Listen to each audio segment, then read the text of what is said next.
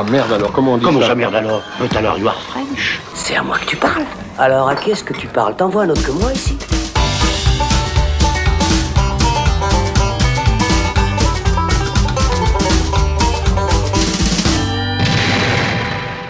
Salut, c'est Thibaut et on se retrouve dans le Saloon, enfin, après de longues semaines d'absence. On espère qu'on vous avait manqué, en tout cas de notre côté, on était impatients de revenir.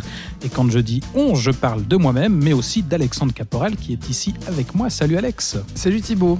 Ça faisait longtemps? Oui, petite émission à deux, mais petite oui. ou mais grosse c'est sympa, émission. en intimité comme ça. Les deux.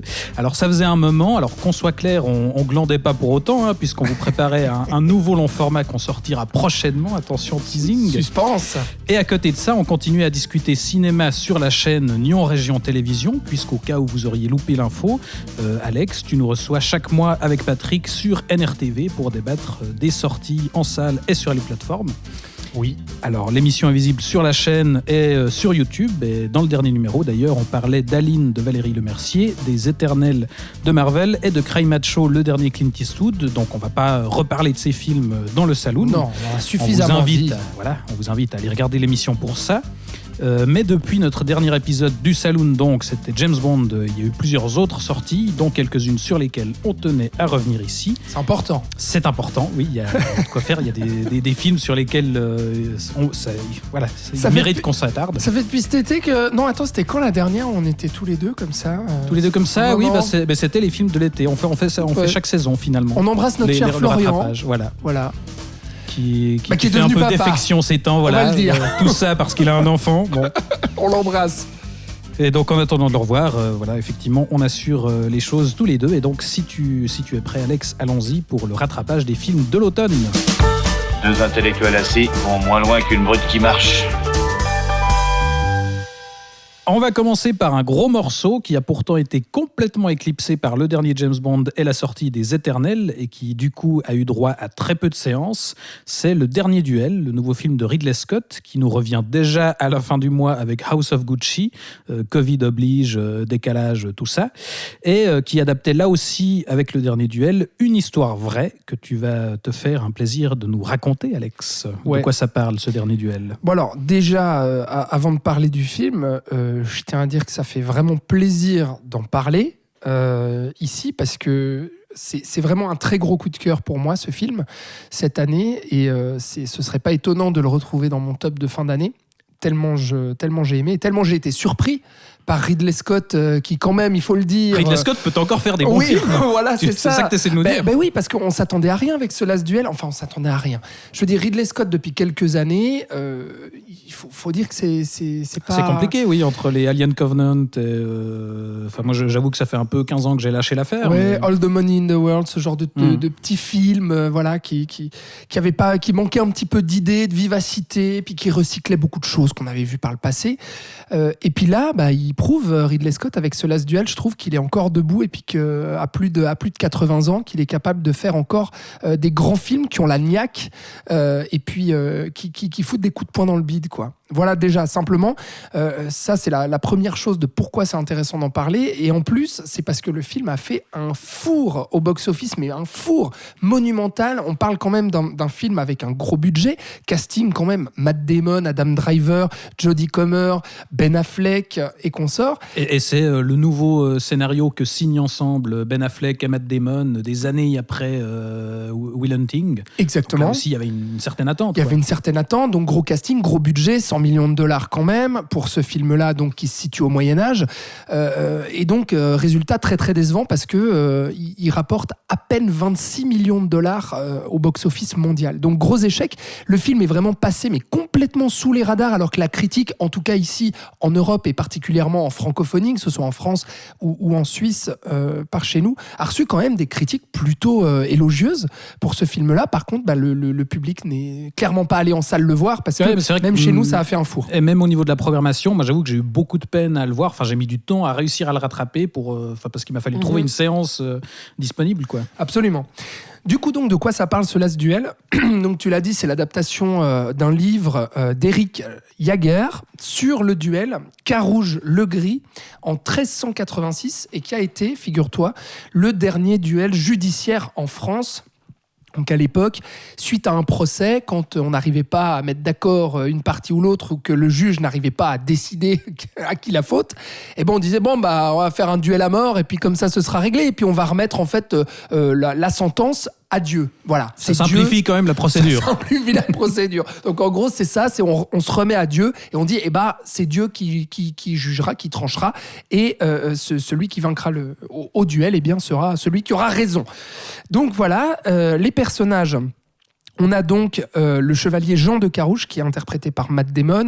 On a son rival du coup l'écuyer Jacques Legris interprété par Adam Driver. Et au centre de ça, on a l'épouse de Matt Damon qui est incarnée par Jodie Comer et qui s'appelle Marguerite de Thibauville. Et puis à côté, on a quand même le comte Pierre de d'Alençon incarné par un Ben Affleck peroxydé qui en fait des caisses et qui joue un baiser bourré sans cesse qui profite de la vie. Sacré personnage. C'est ça. Donc tu l'as dit, ce scénario signé à nouveau par le duo Ben Affleck-Matt Damon. Donc l'impulsion vient d'eux d'adapter ce livre-là et ensuite ils sont allés trouver Ridley Scott pour réaliser ce film. Et ils sont quand même accompagnés au scénario par une scénariste aussi, on peut la préciser. Exact. Nicole Holofcener, je ne sais pas comment ça se dit exactement. Absolument. Je pense que ça se dit comme ça. Bon, on va y aller pour ça, oui. C'est ça. Donc, scénario signé à 3. Et donc, au tout début, en fait, on a une mise en contexte de la période dans laquelle on se trouve. Donc, le Moyen-Âge, en France, on se situe en Normandie. On suit un premier chapitre intitulé La vérité selon Jean de Carouge. Donc, on suit le personnage de Matt Damon. Matt Damon. Non, il n'est pas mort du tout, parce que dans ce film-là, d'ailleurs, il est plus vivant que jamais. Très honnêtement, voilà, je vais déjà dire quelque chose sur le casting, c'est ça. Hyper impliqué, Matt Damon est excellent dans ce film-là. Donc, la vérité selon Jean de Carouge, mais on ne sait pas encore quelle est cette vérité, parce qu'on va nous faire une longue mise en contexte avec la guerre, la gestion des territoires par les chevaliers, les comtes, les seigneurs, les écuyers. On va comprendre un peu comment fonctionne cette société d'époque, entre les jeux de pouvoir, le fonctionnement sociétal, les strates sociales, les us et coutumes, les aspirations, les problèmes d'argent, etc. et les manières de se comporter justement dans ces différents milieux sociaux. Donc il y a cette mise en contexte et au début, j'avoue, le film met un petit moment avant de nous choper. On se demande, à quel moment est-ce que vraiment l'événement perturbateur va arriver ? Et ça y est, il arrive à la fin de cette vérité selon Jean de Carouge. C'est sa femme lui apprend qu'elle a été violée par, du coup, son ancien ami et maintenant rival, Jacques Legris. Et à partir de là, ça y est, là le film va monter crescendo et ne va plus jamais nous lâcher. Et on va suivre la vérité selon 3 versions. Donc, on a commencé par Jean de Carouge, ensuite Jacques Legris, et ensuite, ce sera la vérité il nous fait selon Marguerite. Une Rashomon, comme on dit, où voilà, on voit un même événement selon différents points de vue. Et selon différents points de vue, absolument. Et donc, à ce moment-là, ça devient, je trouve, brillant. Déjà, c'est très tenu, très rythmé, très tendu, très cru aussi. C'est là où je disais, Ridley Scott, il est vraiment debout, encore à 80 ans.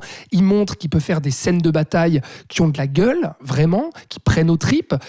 Tout ce que pour moi, tout ce sur quoi il échouait pour moi dans Kingdom of Heaven, là on l'a vraiment, le Moyen-Âge cradingue, violent, vraiment. C'est ça, il ménage pas du tout le spectateur, il nous fait vraiment comprendre dans quelle époque on est. On est dans ce Moyen-Âge qui est cruel, qui est sale, qui est violent, qui est sauvage, etc.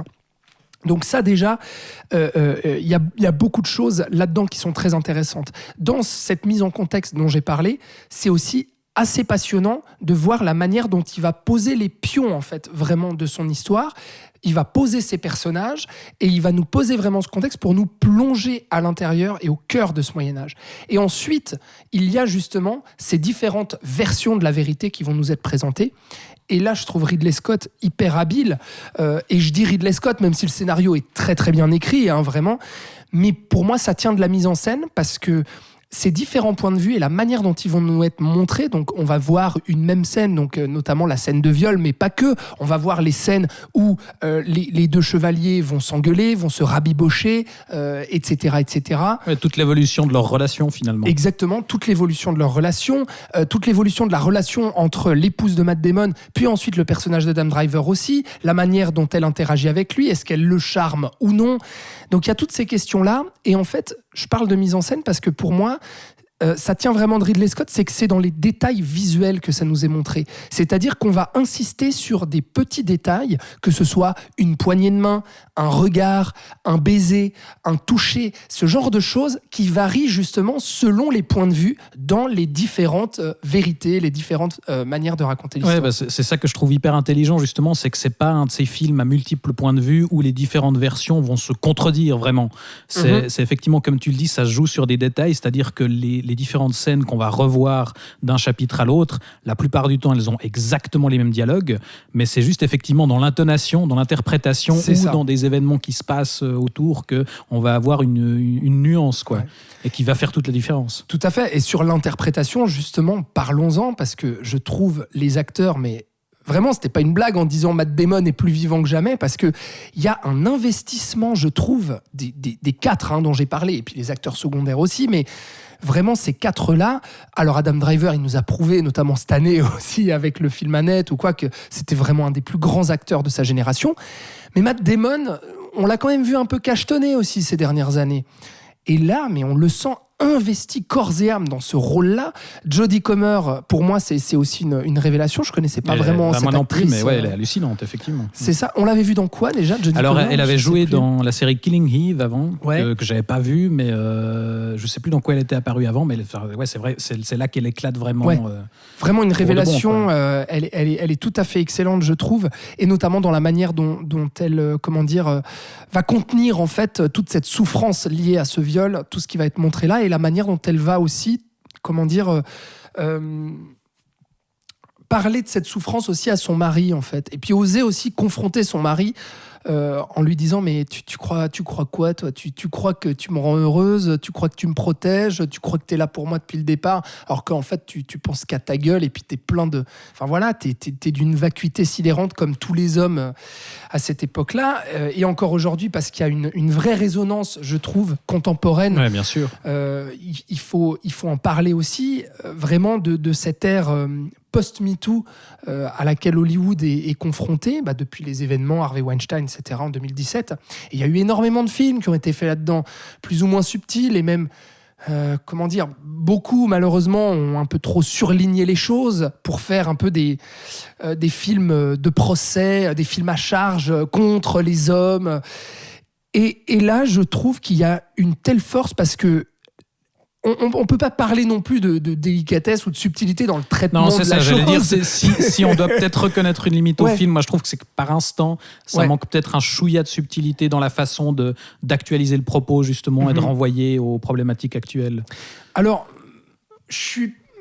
j'ai envie de dire que je suis d'accord. Dans certaines scènes, notamment celle où Matt Damon est accueilli par sa femme et qu'elle a un énorme décolleté, elle lui fait tout un procès justement en lui disant mais comment t'es habillé, à quoi tu penses. Là, il force un petit peu trop le trait, je trouve. Mais heureusement, c'est assez rare, mais il y a quelques instants où c'est un peu trop surligné. Il y a des tout petites choses, t'as raison, des petits détails comme ça, et notamment un détail assez frappant, et puis du coup assez dommage, et puis peut-être malhonnête, ou qui manque en tout cas de subtilité, c'est qu'on va nous montrer via des cartons. En fait, on va chapitrer les 3 chapitres via des cartons noirs avec juste l'écriture, la vérité selon Jean de Carouge, la vérité selon Jacques Legris, et le 3e carton, la vérité selon Marguerite, et ensuite le nom de Marguerite s'efface juste pour nous laisser la vérité. Donc sous-entendu, c'est la version de la femme. C'est la vraie version, oui. Qui est la vraie version, c'est ce viol-là, etc., qui est d'une cruauté abominable d'ailleurs, qui va nous être montré. Par contre, je me perds un peu parce que j'ai énormément de choses à dire sur ce film. Il y a des choses à dire. Parce que j'adore. Mais par rapport à ça, si je peux me permettre, ce que je trouve justement hyper malin, c'est que par rapport à cette histoire de vérité, finalement, la fameuse scène centrale qui est celle du viol, elle est la même dans toutes les versions. C'est-à-dire que même dans la version de l'accusé, il n'y a aucun doute qui est possible. Elle est juste un petit peu plus nuancée, mais disons qu'elle n'est pas présentée de manière à ce qu'il puisse y avoir un doute, quoi. C'est la même dans toutes les versions. C'est ça que je trouve intéressant. Oui, alors exactement. C'est-à-dire qu'il n'y a pas de doute possible. C'est simplement la façon de l'interpréter au final, quoi. C'est ça, tout à fait. C'est-à-dire que oui, elle se fait violer et il n'y a aucun doute là-dessus. Par contre, ce qui va changer, c'est justement le regard des personnages. Parce que le viol, selon le personnage d'Adam Driver, oui, il l'a violée, mais il se dit ouais, mais bon, finalement, tu vois, il la laisse comme ça et puis il part en lui disant ne te sens pas coupable d'avoir cédé à la tentation. Voilà. On est amoureux, on ne pouvait pas se retenir. On pouvait pas se retenir, ma chérie. Ne te sens pas coupable, tout va bien, c'était super, on a kiffé. Alors qu'il est là, il est venu en 30 secondes, etc. C'était horrible. Mais le pire, c'est justement la scène de viol vécue par la femme, où là, on insiste en fait sur le visage de la femme et comment elle le subit et elle le vit. Là où justement dans la scène avec Adam Driver, il pouvait y avoir, on laissait un petit peu planer le doute, notamment via le regard en fait d'Adam Driver sur est-ce qu'il y a un moment donné où est-ce qu'elle cherche ou pas? Est-ce qu'il y a un moment donné où elle va prendre peut-être du plaisir ou pas? On se pose à la limite quelques questions, alors que vraiment la dernière scène, là il n'y a plus aucune question possible. C'est d'une souffrance et c'est horrible parce qu'on va vraiment avoir ce plan fixe juste sur le visage en fait de la femme qui se fait violer. Donc ça c'est horrible. Mais c'est bien qu'on se soit attardé là-dessus, mais là où je voulais en venir sur cette subtilité-là pour parler en fait de ce problème, c'est que pour moi, la subtilité, elle arrive à la fin, et elle arrive notamment dans cette scène finale de duel, d'ailleurs, qui est donc du coup, comme j'ai dit, c'est vraiment crescendo. Tous les enjeux sont posés pour ensuite éclater réellement dans cette scène de duel qui prend une ampleur complètement dingue, une ampleur dramatique sur cette tension de ok, quel est le personnage qui va mourir. Et la subtilité, je trouve, à ce moment-là, c'est qu'on nous montre en fait à quel point ce duel à mort, finalement, on nous montre à l'image que ces hommes-là ne se battent finalement que pour eux, que pour leur honneur, que pour leur foi en Dieu ou non, que pour sauver leur propre image, alors qu'en fait, ils se battent quand même parce qu'il y a une femme qui est meurtrie, cette femme au qui est milieu, violée. Mais justement, vu tout ce qu'on t'a montré sur ces deux personnages avant, finalement, tu sais pas qui t'espère le plus qui va gagner, quoi. Enfin, tu lui souhaites de finir avec aucun des deux. Et on nous montre à la fin, à travers aussi une cruauté, la mise à mort d'un des deux personnages. Hein, ce sera pas un spoil que de dire ça.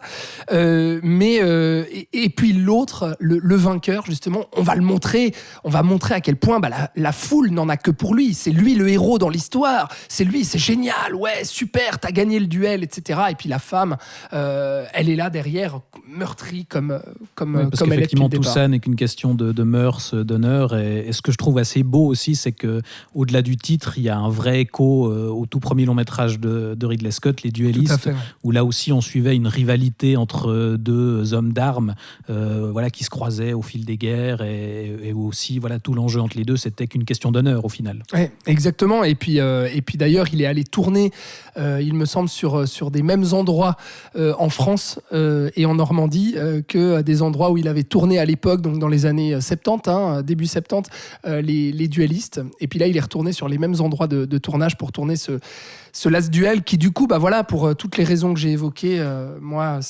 pour moi, c'est vraiment un très très grand film de l'ère post-MeToo, du coup, et puis de cette année.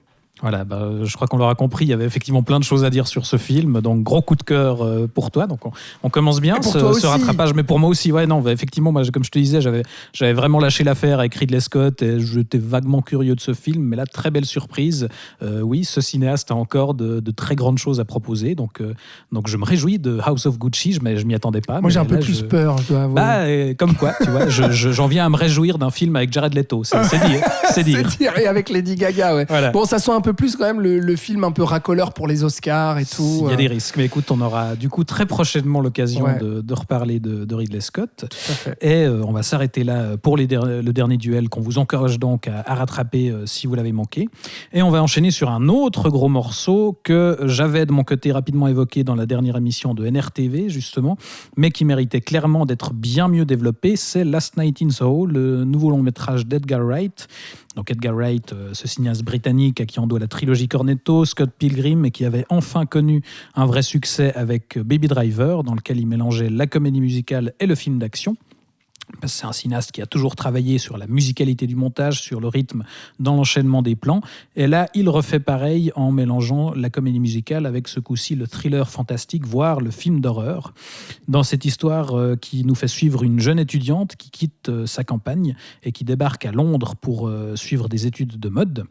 Et une fois débarquée à Londres, la nuit, elle va rêver, elle va se retrouver projetée dans les années 60, une époque qu'elle idolâtre un petit peu, notamment à travers la musique.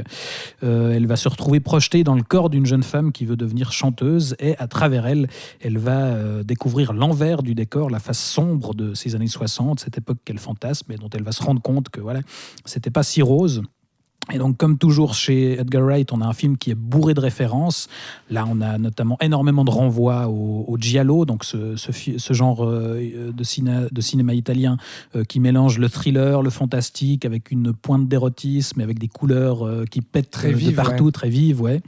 Donc, on a plein de références à ce cinéma, notamment à Dario Argento, évidemment. Mais comme toujours chez Wright aussi, on n'est jamais, je trouve, dans la citation racoleuse. À une époque où on est dans la nostalgie pure et dure et où on va référencer les années 80, les années 90, souvenez-vous comme c'était bien, machin. Non, là, au contraire, justement, on a un vrai discours sur la nostalgie puisqu'on nous montre ce qu'il y a derrière cette époque-là. Enfin, oui, vous fantasmez cette époque-là, mais c'était aussi ça. Ouais. Et donc, on va rappeler ça. La fameuse, à la fois fascination et puis ensuite, un rejet final pour cette époque, enfin une dualité entre la fascination et le dégoût pour la même époque. On n'est pas juste dans du vintage publicitaire, de gens qui n'ont même pas connu cette époque-là, mais on rappelle aussi, oui, alors c'était joli en apparence, mais derrière il y avait aussi des trucs un peu cradingues. Alors comme Baby Driver, s'il y a des limites qu'on doit reconnaître, c'est que le scénario n'est pas maîtrisé jusqu'au bout.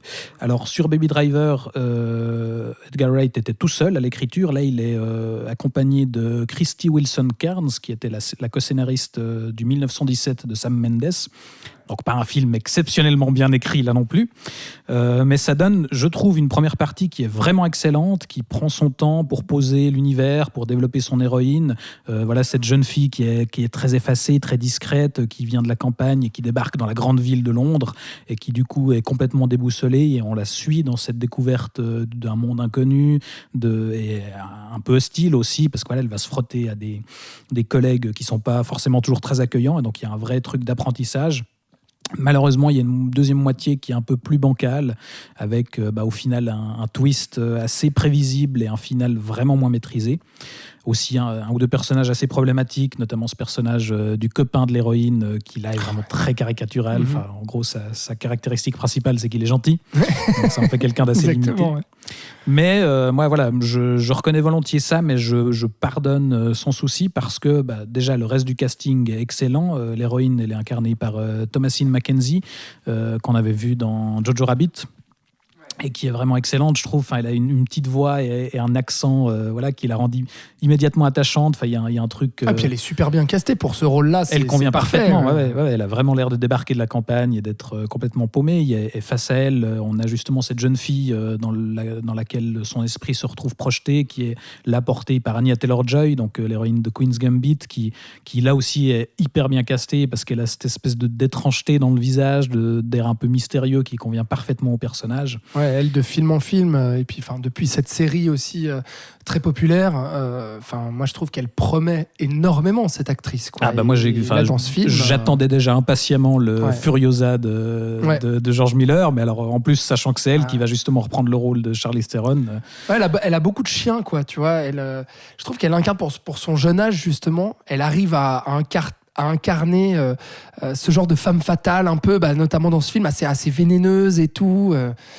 C'est très intéressant, je trouve, ce qu'elle arrive à proposer. Il y a à la fois une jeunesse, mais quelque chose d'aussi qui fait beaucoup plus ancien et beaucoup plus noir, quoi. Et pour compléter le trio principal féminin, on a quand même Diana Rigg, dont c'était le dernier rôle au cinéma puisqu'elle est décédée depuis. Donc voilà, l'héroïne de Chapeau melon et bottes de cuir est évidemment la meilleure James Bond girl de l'histoire. Secret de Sa Majesté. Au service secret de Sa Majesté, effectivement. Et qu'il incarne aussi un rôle... Carrément la meilleure James Bond girl de l'histoire. Ça y est. Ah oui, écoute, Voilà. je balance ça comme ça au débeauté. Il faudrait peut-être que j'y réfléchisse, mais comme ça, ouais, j'ai l'impression que c'était en tout cas une des plus marquantes. Donc voilà, excellent casting. Et puis surtout, parce qu'on reste chez Edgar Wright, mise en scène hallucinante. À nouveau, travail sur le rythme et le montage, sur la musique. Un truc qui est hyper stimulant avec ce concept de projection d'un esprit dans un autre corps. Il fait quelque chose d'assez fou parce qu'on a finalement la superposition de deux personnalités. Et du coup, voilà, il joue sur les miroirs où Thomasine McKenzie va se retrouver dans le reflet d'Anya Taylor-Joy d'une scène à l'autre. Et on a voilà, cette utilisation dans cette première scène où on découvre les années 60 et où elle va aller danser dans le club Le Café de Paris, n'est-ce pas ? Superbe première scène, celle-là, la première scène de rêve en fait et d'immersion dans ces années 60. Elle est d'une réussite et d'une flamboyance. C'est vraiment ce moment-là, moi, on était ensemble d'ailleurs au cinéma quand on a vu ce film. Là, vraiment, à la fin de cette scène-là, je me suis dit...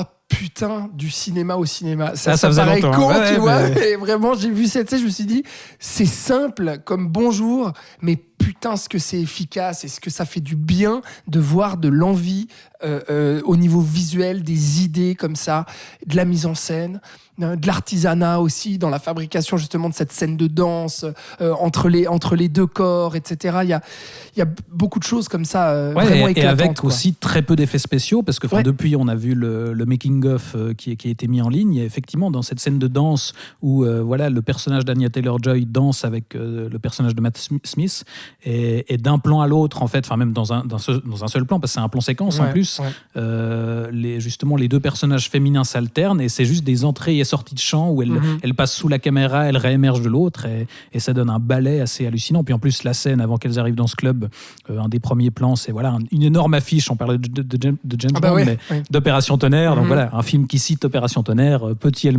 être mauvais ? Je pose la question.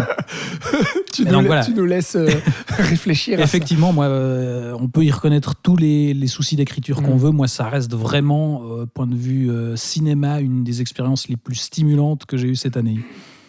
Oui, je te rejoins, mais je suis un peu moins enthousiaste, comme tu le sais. Parce que tu es plus embêté par les soucis d'écriture, justement. Alors, je suis un peu plus embêté par les soucis d'écriture parce que moi, au-delà de tout ce qui me fascine, je pense que je l'ai déjà dit, notamment cette fascination-répulsion pour les années 60 que je trouve brillamment fait, en fait, parce que c'est intégré à l'histoire, au récit, et c'est pas gratuit, il n'y a jamais d'artifice là-dedans. Tout est pensé et réfléchi pour coller justement au développement de l'histoire et à son thriller. Thriller qui justement, au final, vu la caractérisation aussi de certains personnages secondaires, de certains problèmes d'écriture dans la deuxième partie, et notamment du twist et autres, pour moi, à un moment donné, retombe un tout petit peu à plat parce que ce que je vois, enfin ce que me raconte le film finalement sur les deux héroïnes, sur le suspense autour de ce meurtre, pardon, parce que c'est ça où d'un moment Thomasine McKenzie va essayer d'élucider un meurtre commis dans les années 60 et puis du coup elle va chercher à essayer de comprendre qui, pourquoi, comment, etc. Au final ça me raconte pas grand chose, je trouve, d'original auquel Edgar Wright a pu m'habituer dans ses autres films. Et à un moment donné, au-delà de la mise en scène et de la direction artistique et puis justement de cette fascination-là pour les années 60, je retrouve une histoire finalement un petit peu banale, en tout cas dans ce qu'elle me raconte. Et ça, je pense que c'est lié pour moi au plus gros problème que je vois dans le film. C'est un petit échec en fait que j'y vois, c'est que pour moi Edgar Wright ne parvient pas suffisamment à me raconter un parcours commun et une véritable dualité entre ces deux héroïnes. Dans le sens où jamais je vois véritablement de résonance dans l'évolution de ces deux personnages, mis à part Thomasie Mackenzie se rêve comme une londonienne qui va briller dans son métier, etc. Oui, comme elles ont des ambitions communes où elles ont tous les deux envie d'être artistes, elle dans la mode et Anya Taylor-Joy dans la musique et voilà, la question c'est jusqu'à où elles sont prêtes à aller, quoi. C'est ça, et les deux vont déchanter, c'est ce fameux truc de Rise and Fall, et puis notamment qui rappelle, c'est drôle parce que je l'ai découvert cette année, mais le Showgirls aussi de Paul Verhoeven, ça m'a fait énormément penser à ça. Alors la subversion et le sexe en moins, on va dire, c'est pas la même chose, mais disons en tout cas dans ce Rise and Fall vraiment, et cette déconvenue quand on débarque dans un milieu et qu'on se prend dans la gueule que tous nos rêves et tous nos fantasmes, finalement, si on gratte un petit peu le vernis, derrière ça pue la merde, quoi, pour le dire grossièrement. Au-delà de ça, tu vois, au-delà de cette idée, en fait, je vois pas vraiment de lien entre les deux. Ça me raconte pas. Pour moi, il y a pas de résonance entre les deux époques réelles à part cet élément-là. Et à un moment donné, je peine à ressentir véritablement de l'empathie et de comprendre aussi le lien véritable qui va unir ces deux personnalités. Et notamment, pourquoi Thomasie Mackenzie, à un moment donné, va vouloir absolument élucider cette histoire de meurtre, va vraiment s'attacher à ce personnage joué par Anya Taylor-Joy, et inversement. Tu vois ce que je veux dire ? Il y a pas de...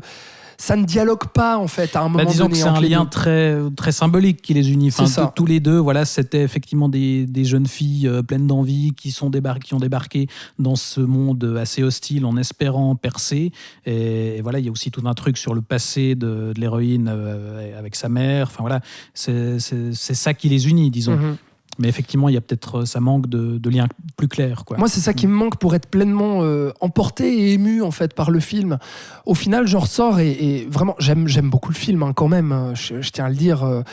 C'est vrai que là aussi, c'était une sortie assez confidentielle qui s'adressait quand même aux cinéphiles déjà avertis par le fait que un Giallo, un Edgar Wright, etc.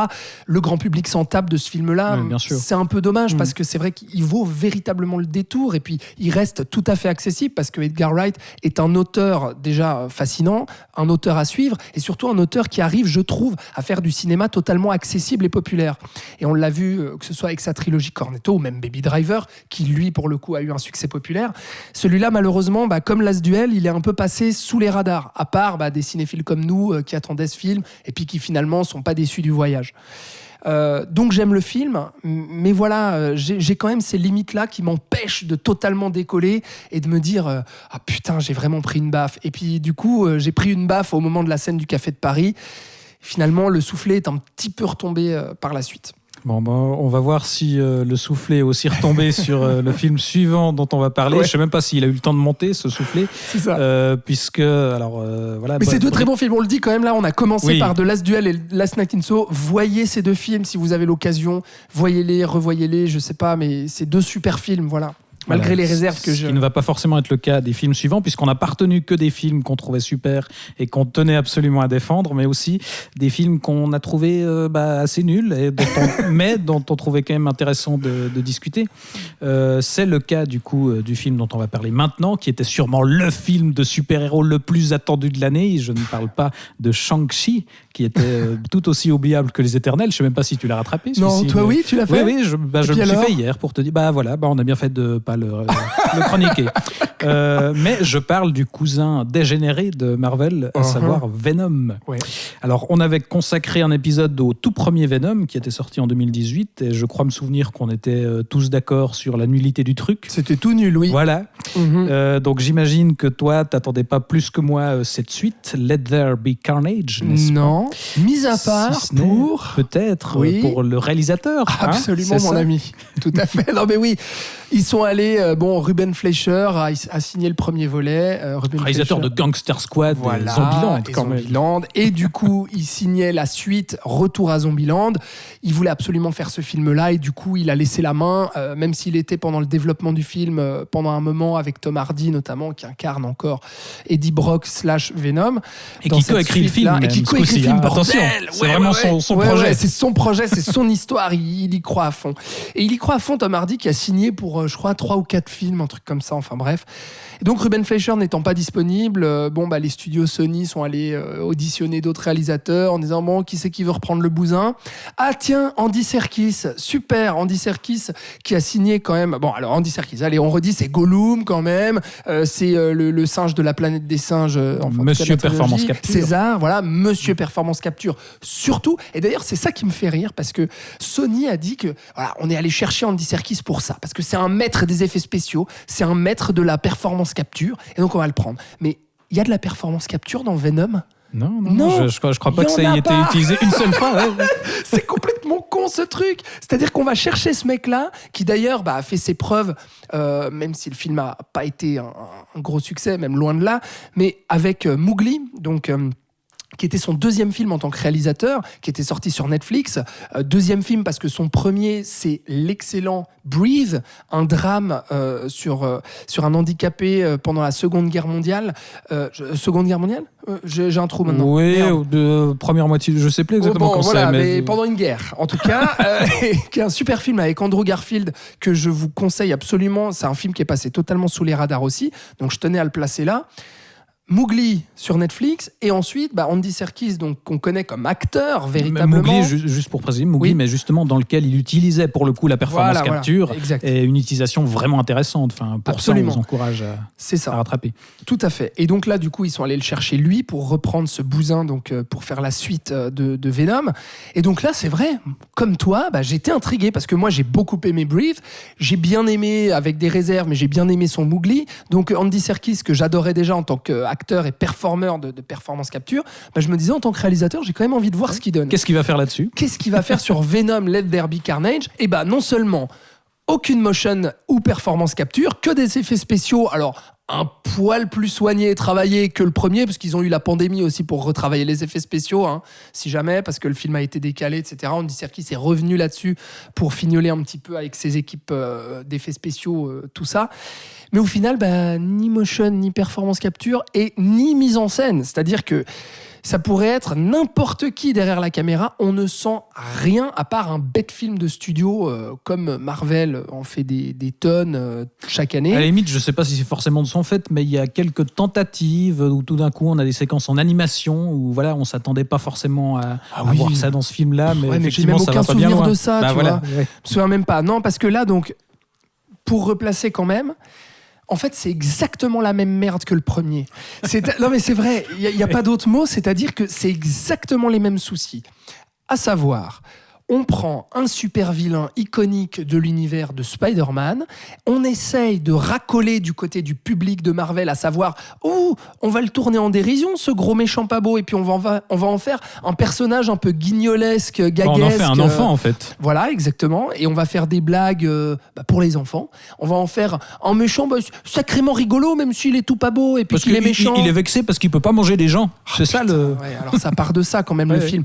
Et donc, le film, en fait, est le cul entre deux chaises sans arrêt entre on veut faire de la mais comme le premier, exactement les mêmes problèmes, entre on veut faire de la comédie noire et on essaye de pousser un petit peu les curseurs en se disant et si on allait un petit peu plus loin que Marvel dans le sarcasme, dans la dérision, etc. Et d'un autre côté, faut quand même qu'on fasse un film d'action, un minimum sérieux, avec un super méchant, et puis quand même des bastons et des effets spéciaux à tout va, etc. Et en fait, rien ne marche autour de ça, parce que le film pseudo-sérieux, en tout cas complètement artificiel, ça faut le dire, avec l'introduction de ce personnage de Carnage, qui est quand même un personnage iconique de la saga Spider-Man. Et qui est censé Spider-Man. Là aussi assurer un minimum d'irrévérence et de violence. Enfin, c'est quand même un tueur en série qui se retrouve avec des pouvoirs de super-héros. Absolument. Donc, il est censé y avoir du sang, quoi. Voilà, et là on a un Woody Harrelson. Ah oui, alors faut le dire aussi, c'est un PG-13 le film. Oui. Donc du coup, c'est un film fait pour les ados où il n'y a absolument pas de gouttes de sang ou d'excès de violence ou quoi. La plupart de la grosse violence vraiment se passe hors champ. Donc on a Woody Harrelson qui en fait des foutres caisses dans ce personnage de Carnage qui n'a aucune écriture, aucune consistance. Il est là, c'est un serial killer, il est très méchant, il veut sortir de prison, puis ensuite il veut buter le monde. On comprend rien à ce qu'il veut faire. Il a sa comparse qui est Naomi Harris, ouais. Harris, merci. Voilà, elle aussi qui en fait des foutres caisses. Enfin, tout le monde est en roue libre, à commencer par Tom Hardy qui sait pas du tout ce qu'il fout là, alors qu'il est censé être quand même le mec qui tient le projet, puis qui croit apparemment à ce truc-là. Bon, qui croit surtout à son compte en banque apparemment, mais qui fait n'importe quoi. Et donc, vraiment, on est partagé entre ce film qui n'est jamais fun, jamais généreux, qui est filmé et mis en scène mais n'importe comment, qui raconte son histoire n'importe comment sur 1h30, on arrive quand même à se faire chier parce qu'on se retrouve dans des champs contre champs avec des dialogues qui ne veulent absolument rien dire, des personnages inconsistants, de la baston mais nul à chier, et en même temps une espèce de tentative de comédie noire parce que, et moi c'est là où je me suis dit mais pourquoi ils y sont pas allés à fond les mecs, parce qu'on essaie de nous faire une petite bromance, on veut faire un buddy movie buddy movie entre Venom et le personnage d'Eddie Brock, parce que Venom il veut quitter le corps d'Eddie Brock parce que Eddie Brock il veut pas le laisser manger des gens, puis finalement il dit que c'est tout la faute de Venom alors qu'en fait c'est sa faute à lui, puis Venom il est pas content et tout, et il y a une esquisse à certains moments de cet humour-là qui pourrait virer justement dans quelque chose de totalement guignol, et moi qui me ferait rire. Et puis t'as des scènes où il lorgne un peu du côté du slapstick, où il tombe, enfin il casse des trucs. Ça pourrait être un peu drôle, quoi. Ça pourrait être pas mal. Et en fait, même là, les blagues sont toutes foirées et ça va jamais assez loin dans le truc. Donc on est encore une fois le cul entre deux chaises devant un film qui est absolument inconsistant, inintéressant. Et navrant, quoi, parce que même si c'était un gros nanar, tu vois, qui refoule du fion, et si au moins c'était drôle, c'est ça, si au moins c'était foiré au point d'être marrant, quoi. Exactement, si au moins c'était foiré au point d'être marrant. Si au moins on avait, comme dans le premier, la scène des homards. Exactement, voilà. Où Tom Hardy se jette dans un aquarium et commence à dévorer des homards crus. Là, on n'a même plus ça. Non, on n'a même plus ça. On a pas grand-chose, quoi. Voilà. On a surtout l'annonce de la future rencontre entre Venom et Spider-Man, puisque c'est enfin acté par l'inévitable scène post-générique où on assiste à la fin de Spider-Man Far From Home.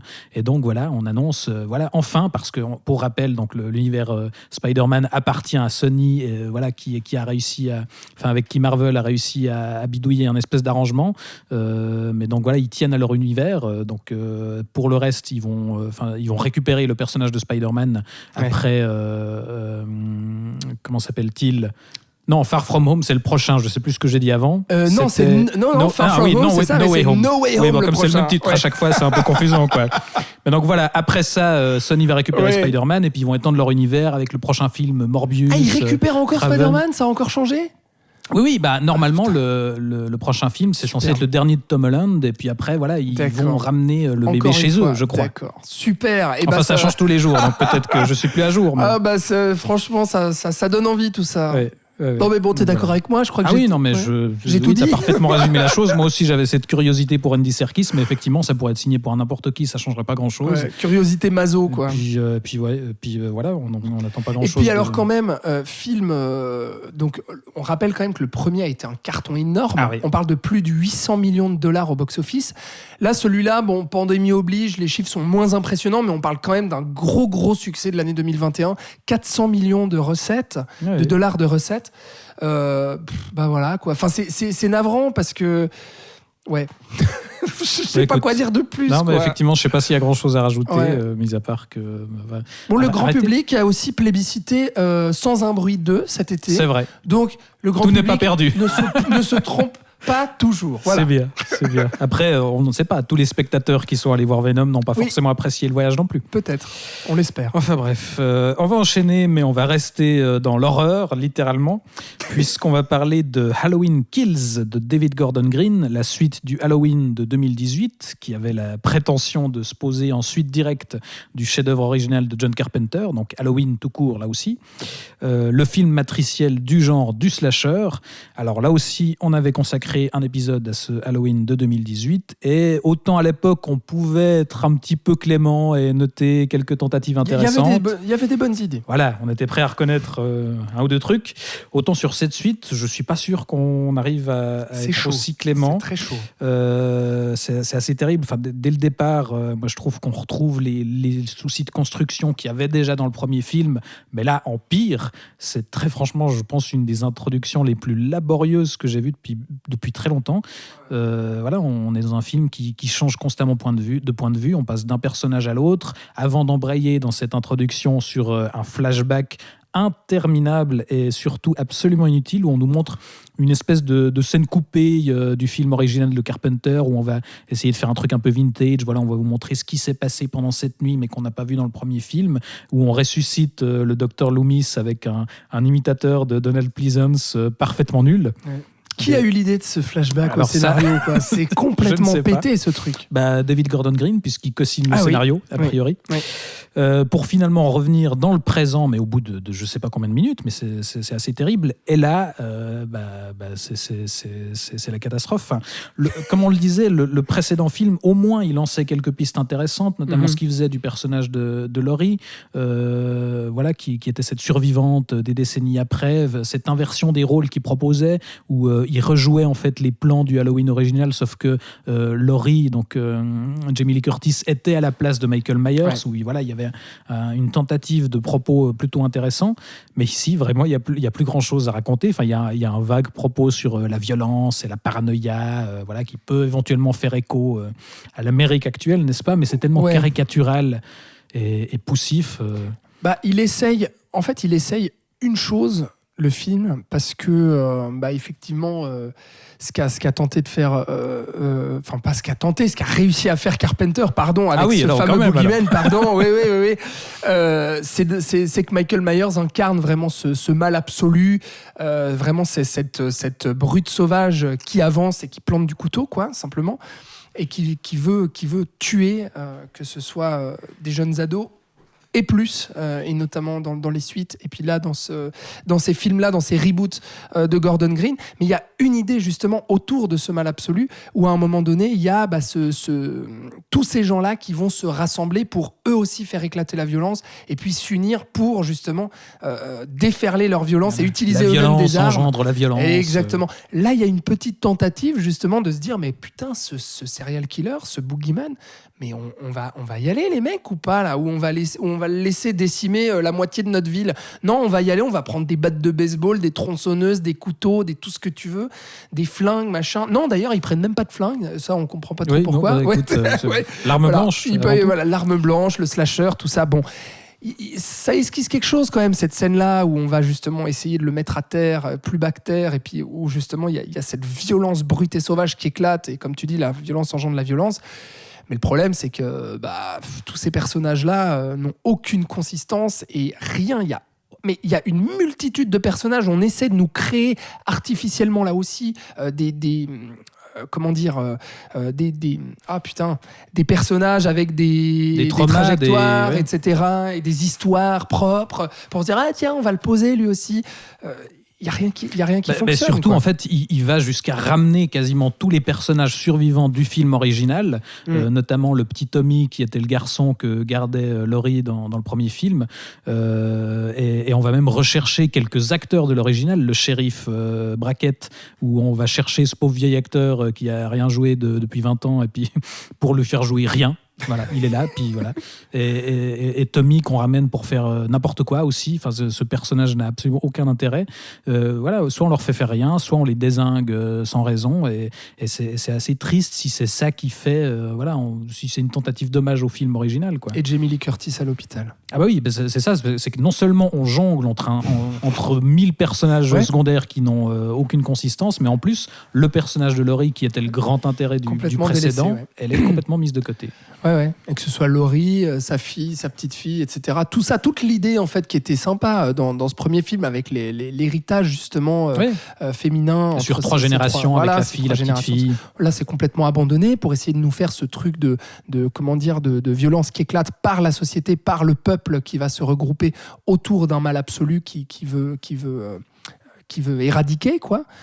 Mais voilà, là-dessus, ça fonctionne pas. Et puis, est-ce qu'on parle quand même de Big John et Little John ? Alors S'il te plaît, non, mais je te laisse nous en parler. Oui, parce qu'effectivement, parmi ces nombreux personnages, il y a un couple gay qui en fait a élu domicile dans l'ancienne maison de Michael Myers et qui s'appelle donc, qui se surnomme entre eux Big John et Little John. Wink wink, clin d'œil, puisque Big John étant le surnom de Carpenter, mais là aussi, ces personnages n'ont aucun intérêt.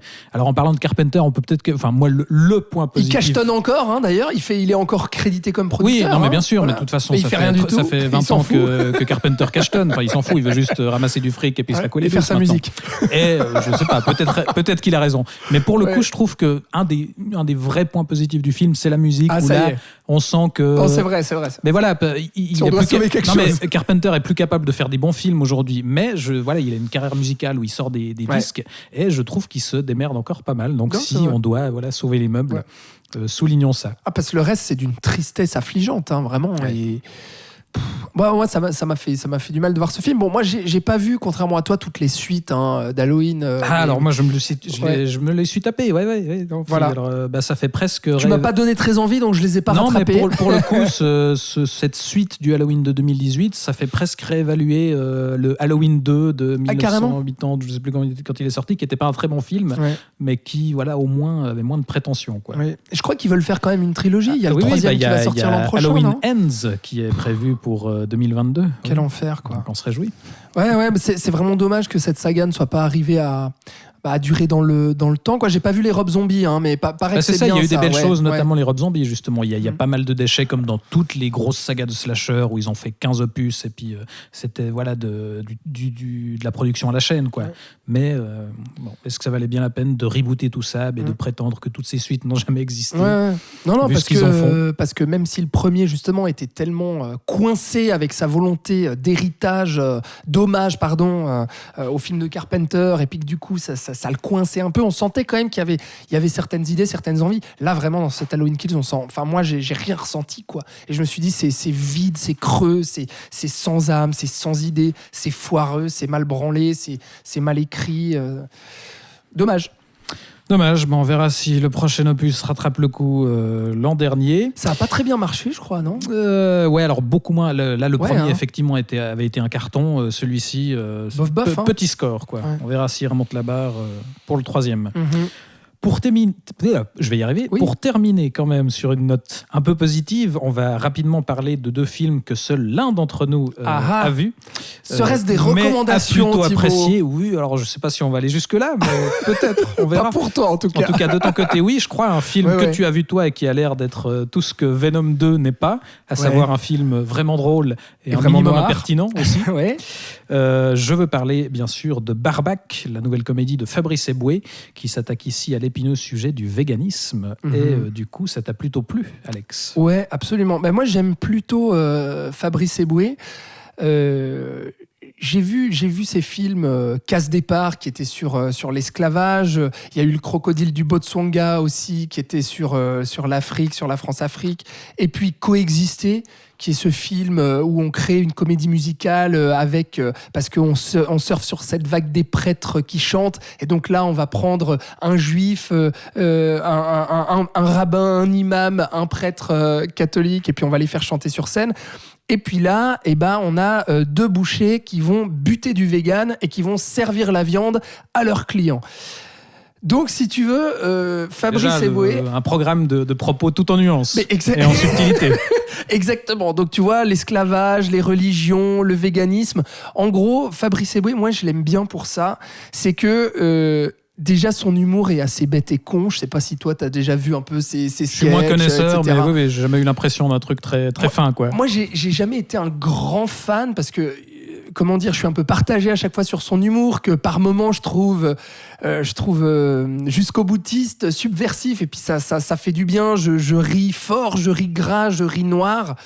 Et ça fait du bien, et puis par moments, je ris beauf, tu vois. C'est-à-dire qu'il y a vraiment ce truc-là. Et même dans ses films, dans tous ses films, à chaque fois, il prend ce sujet, tu sais, de société, en se disant « Ah tiens, ce truc-là, ça fait polémique ?» Eh ben moi, je le prends. Eh ben moi, j'y vais. Ça plaît pas trop aux gens. Eh ben moi, j'y vais, je le fais. Et j'y vais à fond, tu vois. Et quitte à justement, des fois, déraper un petit peu, faire des blagues un peu limites, des fois être un peu grossier, des fois faire des blagues justement à la limite de la beaufrie, quoi. Donc, j'ai un peu cette ambivalence avec lui, mais finalement, je l'aime bien et je ris beaucoup devant ses films parce que je trouve que c'est un mec qui ose et qui ose tout. Et notamment dans Barbac, il ose aller vraiment jusqu'au bout de ses idées et vraiment de fusiller tout le monde et même d'y aller avec ses gros doigts et avec des gros traits, de surligner, de caricaturer des personnages. Parce que donc, pour l'histoire de Barbac, donc, il joue lui-même dans son propre film, qu'il co-scénarise d'ailleurs aussi. Il joue un couple avec Marina Foïs, qui est excellente parce qu'elle joue cette bouchère. Lui, il est boucher. Alors lui, il est un peu sensible. Il est proche de sa viande qui va malaxer d'ailleurs pendant 5 minutes dans une scène d'introduction où on le voit palper et malaxer de la viande avant de la servir à une cliente. C'est une scène qui est à mourir de rire. Et avec sa femme, Marina Foïs, qui joue un peu la pète sec comme ça. Un peu, merde, j'ai loupé le mot, sadique. Voilà. Qui est aussi assez sadique parce que figure-toi que ces deux bouchers, ils vont se faire vandaliser leur boutique par des véganes qui veulent saccager des boucheries,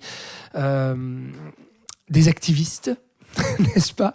Et puis à un moment donné, ils vont se retrouver à péter les plombs et puis ils vont aller jusqu'à buter un végane. Et puis là, en fait, Marina Foïs, elle y prend goût parce que c'est son mari qui le bute. Puis elle va inciter son mari, qui est un peu naïf, un peu benet comme ça, et à continuer à buter du vegan parce que figure-toi que le vegan, il va se retrouver à être découpé dans la salle de boucherie et puis malencontreusement, il va se retrouver à la place du jambon et il va être servi aux clients qui vont dire « Mais c'est excellent votre jambon, vous l'avez pris d'où ?» Alors lui, il va réfléchir, il sait pas trop quoi dire, il va dire « Ouais, c'est du jambon d'Iran. » Tu vois, il commence à trouver une espèce d'histoire, etc. Et à ce moment-là, le film part et puis le but, c'est de faire une grosse comédie noire rigolarde. C'est Sweeney Todd, mais sans les chansons. Exactement, avec un couple de bouchers. Et avec des bons acteurs. Qui va aller buter du vegan.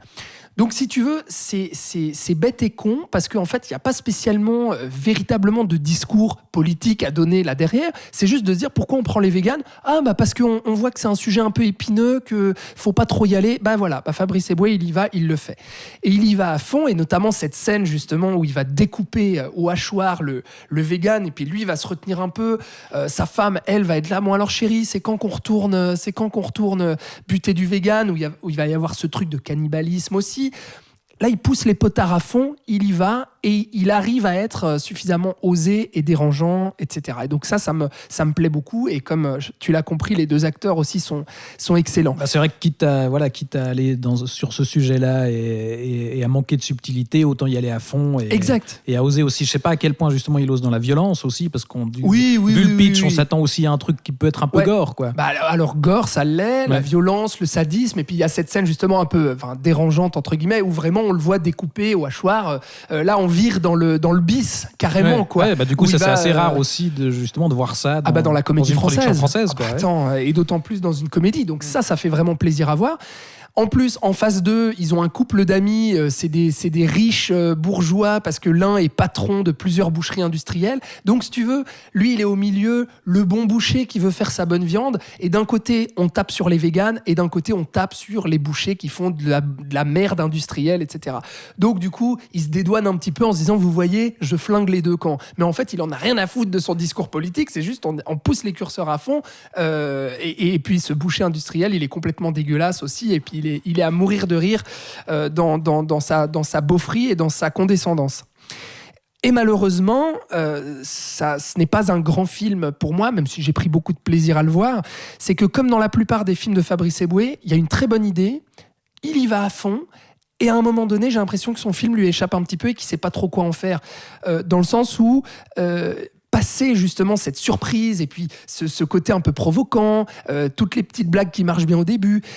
Et finalement, il va retomber dans quelque chose, il va essayer de raccrocher les wagons d'une histoire un petit peu artificielle, avec d'autres personnages, etc. J'en dévoile pas trop, mais pour dire qu'il va lui aussi un peu se ramollir dans la vanne, et il va pas aller jusqu'au bout, je trouve, de ses idées, et ne va pas oser, même visuellement et tout, à accomplir son idée de départ. Je sais pas si c'est très clair, mais il y a vraiment ce truc où au final, on fait retomber un peu le soufflet et on revient dans quelque chose d'un peu plus mou, d'un peu plus convenu, d'un peu plus... Et puis avec des blagues aussi un peu en demi-teinte à chaque fois. Et on en ressort de là en se disant... Merde, si son idée de départ où il est là à découper son vegan dans sa boucherie et à servir son jambon d'Iran, s'il avait réussi à tenir ça jusqu'au bout et à vraiment faire pousser les potards et puis nous servir un film aussi gore et aussi grand guignol qu'un Evil Dead, tu vois, je sais pas pourquoi je prends cette référence, mais parce que j'ai vu Evil Dead 2 récemment, voilà.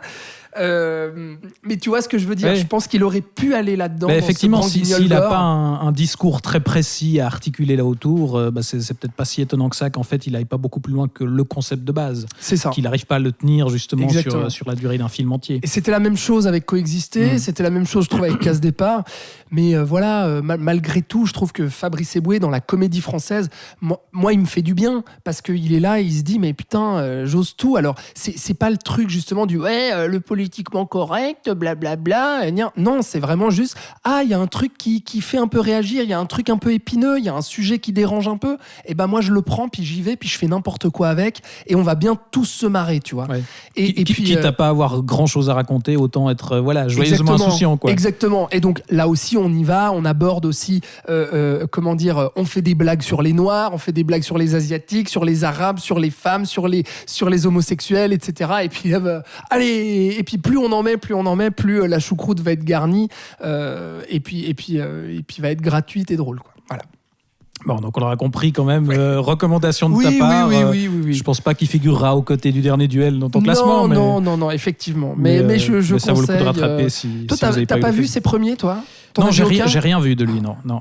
Alors, mais du coup, ça donne quand même envie de rattraper par curiosité. Coexister, franchement, avec Jonathan Cohen qui joue un rabbin, qui chante de la comédie musicale. Et puis Ramsey qui joue l'imam, etc. C'est super. Allons-y. Et Guillaume de Tonquédec en prêtre, qui d'autre? C'est super. Je suis convaincu. Coexister, c'est top, ouais. C'est noté, du coup, à mon tour de parler d'un film que j'ai vu et toi non. Alors, je ne sais pas si ce sera forcément une recommandation autant que la tienne.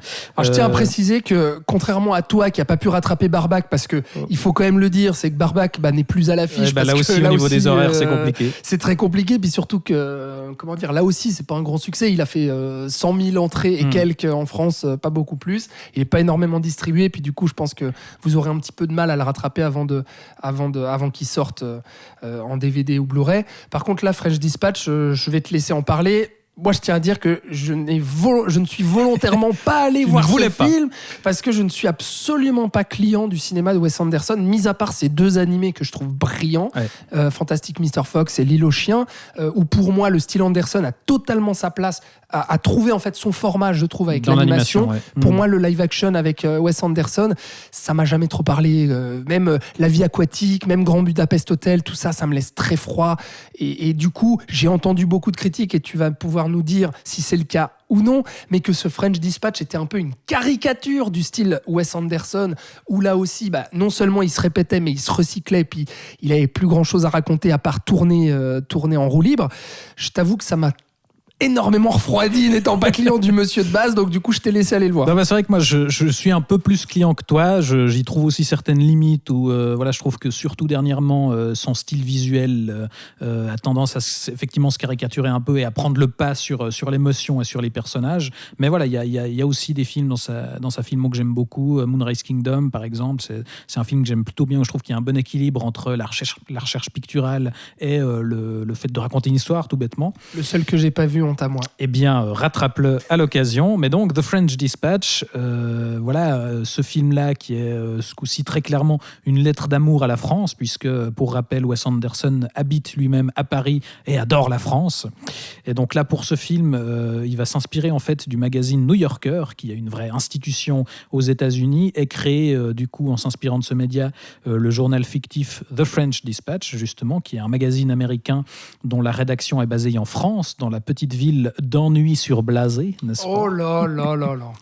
Et donc, ça donne lieu à un film à sketch, en fait, qui est composé de différentes histoires, de 3 histoires, qui seraient tirées des faits divers et des sujets couverts par ce magazine, dont le rédacteur en chef meurt, en fait, au début du film. Et donc, pour lui rendre hommage, l'équipe de rédaction va sélectionner les meilleurs sujets qu'il a publiés au cours de sa carrière. Et donc, on dit souvent que dans les films à sketch, c'est toujours inégal et qu'il y a des segments qui sont meilleurs que d'autres. Là, j'ai vu pas mal de gens noter au sujet de French Dispatch, ouais, il y a ce segment qui est super avec Léa Seydoux. Non, moi, je préfère celui-ci avec Mathieu Amalric. Moi, en fait, je trouve qu'ils sont tous égaux dans le sens où ils sont tous très décousus, avec ça et là des belles séquences. Très franchement, je trouve qu'il y a c'est bourré d'idées visuelles. Il y a toujours ce souci du détail et de la symétrie qui est assez caractéristique de Wes Anderson, avec ses couleurs pastel aussi, mais là il y a aussi pas mal de séquences en noir et blanc où il travaille assez bien, je trouve, les contrastes. Il varie aussi les formats d'image, où on est pas mal de temps en 4/3, tout d'un coup, ce qu'il faisait déjà aussi d'ailleurs sur Grand Budapest Hotel, par exemple, où on passe du 4/3 au grand format. Il y a des passages en animation aussi, tout d'un coup. Et du coup, voilà, c'est un film assez varié, assez riche au niveau visuel, mais justement qui part un peu dans tous les sens, je trouve. Il y a beau y avoir que 3 histoires, le rythme est assez épuisant, et ça fait que je trouve que les personnages, comme c'est le cas dans C'est moi mon film, n'ont pas vraiment le temps d'exister. Comme dans tous ces films, il y a un défilé de stars absolument hallucinant. Là, on a Bill Murray, Benicio del Toro, Tilda Swinton, Frances McDormand, Timothée Chalamet, Léa Seydoux, Cécile de France, j'en passe et j'en passe. Pour certains, ils font plus que jamais, j'ai l'impression. Hein. C'est vraiment je crois que ça n'a jamais été à ce point-là. On n'a pas la place de tous les citer, mais pour certains, justement, qui font des caméos de quelques secondes, voire même qu'on ne remarque même pas au premier coup d'œil, quoi. Et du coup, ça aussi, on a à peine le temps de les voir, et ça participe, je trouve, à cette impression de gros pot-pourri beaucoup trop conséquent, qui est à la fois hyper stimulant et un peu vide, et puis vraiment un peu épuisant à force, quoi. C'est-à-dire qu'on nous balance 1000 trucs à la gueule, mais en même temps, il y a rien qui a le temps d'exister. Un peu comme Budapest Hotel, non ? Ouais, c'était déjà un peu le cas. Je trouve qu'il y avait déjà un peu plus de consistance narrative, où les personnages, c'était qu'une seule histoire, oui. mais avait un peu plus le temps d'exister, de transmettre de l'émotion. Là, c'est un peu moins le cas. Donc, moi, je recommande quand même, si vous êtes friand du style de Wes Anderson, parce qu'il y a vraiment, je trouve, en termes de cinéma, des choses très intéressantes. Mais personnellement, je me suis un peu fait chier, quoi. Ah oui. Carrément. Donc voilà. Donc, tu m'encourages si c'est pas, vraiment. quoi. Non, si t'es déjà pas client de base, je pense pas que c'est celui-là qui va te convaincre. En tout cas, rattrape Moonrise Kingdom, peut-être que ce sera plus le cas, mais là, effectivement, quand on dit que c'est la caricature du style Wes Anderson, je pense que c'est assez vrai. Donc tu confirmes exactement ce que j'ai entendu. Absolument. Je suis d'accord avec tout le monde. Je n'ai aucune originalité. Oh, mais ce que j'ai entendu dans les bons coins, on va dire, hein, voilà. de la part des bons critiques, voilà. C'est ça. Et donc tu confirmes effectivement ce que j'attendais plutôt que je n'attendais pas de ce film. Donc je n'irai pas le voir pour ma part. Mais merci d'avoir fait l'effort. Mais écoute, c'était un honneur de me sacrifier pour la bande. Mais du coup, on termine sur un film un peu à l'image du programme de cet épisode, où on a du très bon, du beaucoup moins bon, un truc bien équilibré finalement, à l'image du cinéma de ces derniers mois. C'est ça, exactement. Et donc là, mois d'octobre, octobre-novembre. Oui, les films de l'automne, on a dit. Voilà. Oui, c'est ce qu'on a dit. Donc on s'approche gentiment vers l'hiver, et alors là, Dieu sait ce qu'on a. Vous ne savez pas ce qu'on vous réserve, mais restez connectés. Tu teases encore. On se retrouve donc dans un prochain épisode, et un gros prochain épisode, vous verrez lequel. D'ici là, vous pouvez nous réécouter sur SoundCloud, YouTube, Spotify et Apple Podcast. N'hésitez pas à commenter et partager cet épisode. Merci de nous avoir écoutés. Merci Alex. Mais merci Titi. Et du coup, à tout bientôt. À bientôt. Ciao, ciao.